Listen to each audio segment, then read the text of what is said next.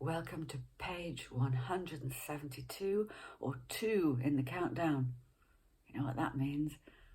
It means there's only one left to go, in case you didn't know what that meant.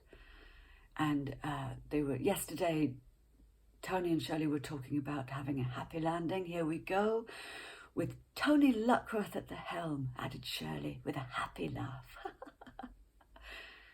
2 days later, with Robert Nerton sounding a farewell retreat on the battered bugle, let the bugle go now.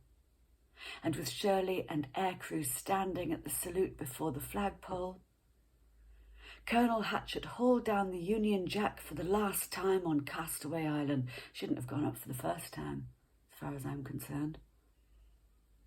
Half an hour later, the ketch, its rigging gaily bedecked with flowers by the natives, and its deck crowded with happily waving passengers. Goodbye, goodbye, Castaway Island. We never found out what your actual name was. I don't think we ever even asked. Crowded with happily waving passengers. I got carried away there. Sailed out from the lagoon, escorted by the natives' war canoe, with Chief Awala'i standing at its prows like a stately figurehead, beaming benevolent friendship at the white Papalangi, and genuinely regretting their departure from his Pacific island paradise. Goodbye. No need to come back. The only place where there was little, if any, rejoicing at the start of that homeward journey back to civilization was in the Ketcher's hold,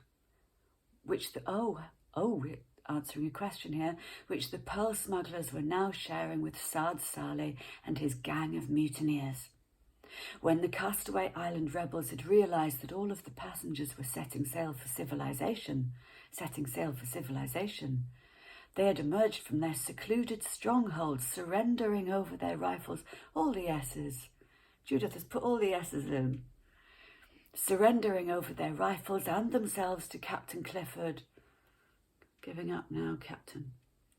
Preferring to return to the outside world as criminals bound for trial than to remain marooned and alone upon Castaway Island. They had the drinks cabinet, though. Still. Shirley and Tony, Wendy and Stephen were enthroned upon the deck cabin roof with 2 small, happily waving figures at their side. Yes, Taru was there too. Oh, don't say Taru's going with them.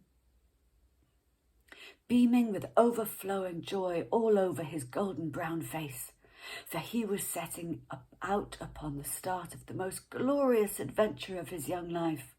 Don't go with them, Taru. That's a fool's errand. Royce Hayward and Rebecca Hardcastle had sprung a romantic surprise upon everyone. And have they got it together? I thought Rebecca was about 100. And Royce, if I remember correctly, was the writer so famous he had to go and live on an isolated island. Okay. Oh, page 2 in the countdown.